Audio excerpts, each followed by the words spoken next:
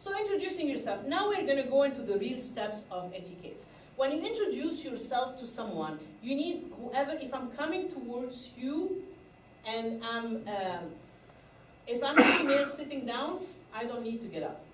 But if you are a male, you need to get up, either or, to a male or to a female. Introduce yourself, extend your hand, again, based on culture. Look at someone in the eye and introduce your first and your last name and also what you do. So for example, you say, I'm John Smith, I work in public works for the city of Burbank. And you tell them a little bit about yourself. And when you introduce yourself, when you give a handshake, don't crush someone's bones. And I promise you this happened to me. I was somewhere, I was giving a speech somewhere, and someone came at the end to meet me, and I had to go like, ouch! That I felt like my bones were crushed. So be careful not to do that. It doesn't mean anything. Or people that give you a limp shake like that. Or people that will just hold your fingers. How many people someone said hi and just held your fingers like that? So the proper introduction is a good firm handshake. And we're going to talk about that. The proper handshake is web to web. Like this. This is a proper handshake. And you don't have to grip it, but just web to web. This is the proper handshake for someone, the proper etiquette to handshake someone. And when you handshake someone, handshake 2 or 3 times, and the movement should come from the elbow, not from the hand, from the elbow. So like this. And it has to be like firm, and look at them in the eye. Repeat your name if necessary. So if you know that your name is kind of difficult, repeat it again. And we're going to talk about remembering name in a second. So practice makes perfect. When you are introducing, the proper etiquettes to introduce people to each other is that your person of higher status is introduced first to the lower status. So for example, you say, and it doesn't matter, the gender and the age don't matter. So if your boss is there and you have a colleague of yours or someone at your same level from another department, you address your boss first to introduce the other person. And it doesn't matter if the other person is older or is a female or male. So you mention, if you have a client with you, you always introduce the client first, no matter what is the status of the other person with you. So the higher status is first, the client is first. If you have equal status, it's up to you to choose. If you you do it by age or by gender, it's really up to you. And you include, when you introduce someone, always say something about them so people, if you have to leave this little gathering, people can start talking to each other. So always introduce the higher person first and then the lower person. Introduce always people that join a conversation. Sometimes you go to a meeting or to a conference and people get in groups, but when someone tries to come to the group, people ignore him or ignore her. And this is not proper etiquette. When you see someone coming, even if you don't know them, introduce yourself. Like, hi, I'm Sahara Andrani, what's your name?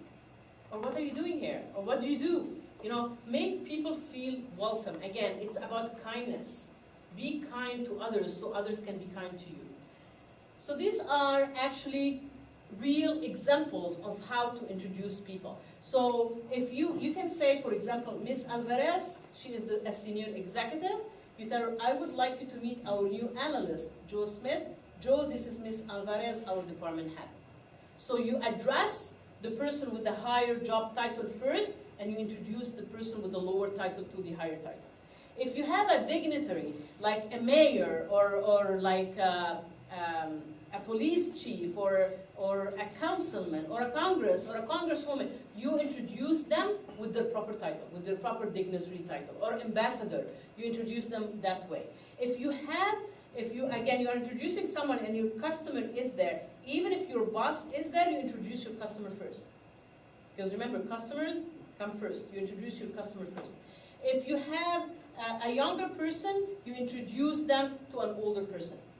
So you mention the older person first. If you have a spouse that you want to introduce to your boss, you say the boss name first. So Mr. John Smith, I would like to introduce you to my wife. So you mention always the higher title first. Are we okay on this? Because I know it's a little bit confusing. Are we okay on this? I think I would have a hard time introducing someone as a flood victim. Well, I put this just I know, I just put this because I do sometimes public works and flood Right. departments, you know, so I put that just in case. Okay, I mean, they're constituent. I would Yes. think in the second line, you could say, you know, they had a problem. They have a problem, yes. Yeah. Or they have been affected by the flood. Sure. You know what I mean? Not necessarily flood Okay. victim, but they have been affected by the flood. Okay. Yeah. Any questions on that? Okay, remembering names. And one of the main, I just did this training last week, and a problem that people had was remembering names, because we come from so different backgrounds that our names might not be familiar to you. So people try to remember names, and there are different tricks to remember names. Like, for example, we go to a doctor's office, and the girl at the reception, her name is Liz, and my husband is never good at names. So, what's her name, what's her name? So one day I told him, remember Liz Taylor? And since that day, he never forgot her name. So the best way to remember names is to associate them with something that comes to your brain like that. Like when I introduce my name in the beginning, if I meet you for the first time, and I want you to remember my name. So I will tell you my name is Sahar, like Sahara, the desert, without the A at the end. So I associate it with something that is common, that everybody knows, so they will remember my name. So always try to be clear and articulate your name. Don't say it in a fast way, especially it's a different name. I mean, Mark, Ken, are like the regular names that are in the community, but if you have a different name, you can just make sure to take the time to pronounce it right. So listen to them and repeat the name. With difficult name, say it, and ask if this is the proper way to say it.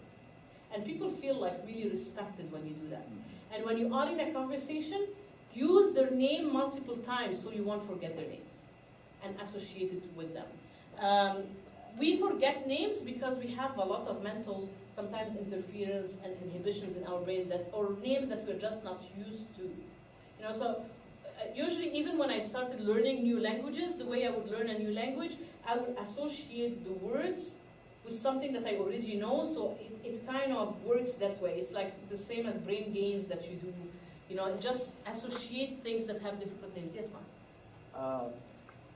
I don't know, maybe it's just me, but if you're having a conversation with somebody, you continually address them by their name, to me that tends to get really irritating. You don't have to every word saying it, but repeat it at least 2 times if you have like a conversation of 5 times, or 5 minutes. Okay. I don't have to start telling you, Mark and the etiquettes, and Mark, I don't have to do that all the time, but at least repeat your name a couple of times so people will know that you remember my name. And when you call people by their first name, you basically include them. They feel respected. And you might not feel that way. Remember, we are different. Yeah, You know, but that tends to drive me nuts. But most people, they will let them feel valued. Oh, yeah. And I respect that, but again, it's the differences that we have with each other. So, remember, a man will be expected to rise at all times, not necessarily a woman, but a woman should rise if an older person is coming towards her, or if an older woman comes towards her. And we were talking about something that in the old days, when you used to be like in a bus or in a, like if you're going somewhere or you are even in a tour and you're sitting down and an older person comes in, you basically would stand up and let the older person sit down. We don't see that happening a lot these days. So this is part of the manners and of the etiquettes, you know, just respecting people that are older or different. Men usually shake hands when they're introduced. A woman may or may not. So it's not, a woman doesn't have to shake the hand with everybody that she meets, but at least, you know, it's a choice. But a man has always to extend his hand. Again, the difference will be if there is a woman that is covered around them. Addressing others starts with title and last name, like we said. Always call people by their last name till they invite you to call them by their first name, especially if they're customers, yes. A lot of cultures, when you meet people, it's the custom to hug and kiss each other on the cheek. I was coming to that actually in a second. And there is a difference. Like here in the United States, we just hug like this, just barely, you know. It's not like a bear hug. you know. But in other cultures, like for example the Middle East, they kiss on the two cheeks. Lebanon is in the Middle East, but they kiss three times. In France, when they kiss 3 times too. But the rest of Europe, only 2 times. So even the hugging is different. And we need to remember also that in the Middle East, some countries, because they are from Muslim origin, the women will not hug the man. Because men and women are not supposed to touch. So there are kind of different things again. So always use the designation, like if you are a doctor or an attorney, you know, and use that. And last week I was giving the training and someone told me, well, I know those Arabic people, and also I know people that speak Persian. So I just want you to know, and I know people do it unintentionally because they don't know the difference, but I want you to know that people are not Arabic. Arabic is a language. People are Arabs, and there is a difference. Persian is not a language. Farsi is the language. Persian and Iranians are the same people. And it's Iranians and not Iranians. And it's not Iraq, it's Iraq. So there are differences of how we say different things. And the difference between, for example, Persians and Iranians, it's the same country. And why it's different words, because actually Iran used to be the Persian kingdom a long time ago at the empire, at the time of the Roman Empire. So it goes way, way back.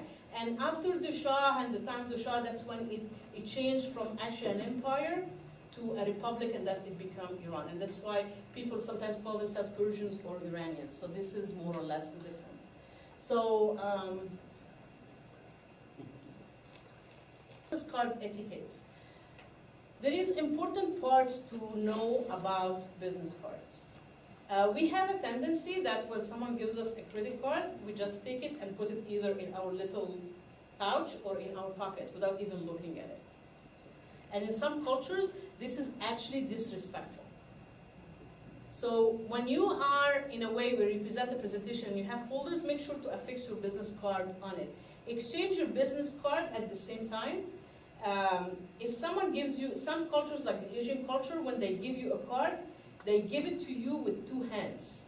They will give it to you that way, and they will bow a little bit to give it to you. So if someone does that to you, receive the card the same way. Take it with your 2 hands. And some people will have like back and forth written on it. Make sure when someone gives you a business card to look at it and actually read the name and say, oh, you work for this company, you know, so you read it. So it's very kind of rude just to take a card and put it in your pocket. And I know that I used to do that a long time ago. When I take a card, if I want to remember you, I will write something at the back of the card in front of you. And in some cultures, this is insulting, because the business card is an extension of who you are. So if you want to write something, don't write it in front of the people right there. Go away and just write in front of it. But don't respect the card, because the respect that you offer to the business card is an extension of the respect that you give to that person. And keep your business cards always safe. I don't want to receive a credit card that is like the corner is kind of bent, or it has a stain on it. You know, sometimes I remember this very well. I received a business card from someone. Well, I guess her nail polish had put like a stain on it. And we need to have pride in who we are and what we represent. And a business card is an extension of all that. So it needs to be crisp, it needs to be clean, it needs to be like proper, and we present it. We have to have all the pride that we carry in that card. But we also need to remember that we are not the title on the card. We are way behind, we are a lot bigger than the title that we have in our card. So that's why when we present the card, it has to be part of our extension of who we are. When you are meeting someone for lunch, don't give your cards when the food starts coming. So don't interrupt the meal. If you want to give your card when you sit down on a lunch meeting, do it the minute you sit down. If someone gives it to you while you're eating, Don't take it and put it somewhere. Just take it and put it next to you on your right-hand side.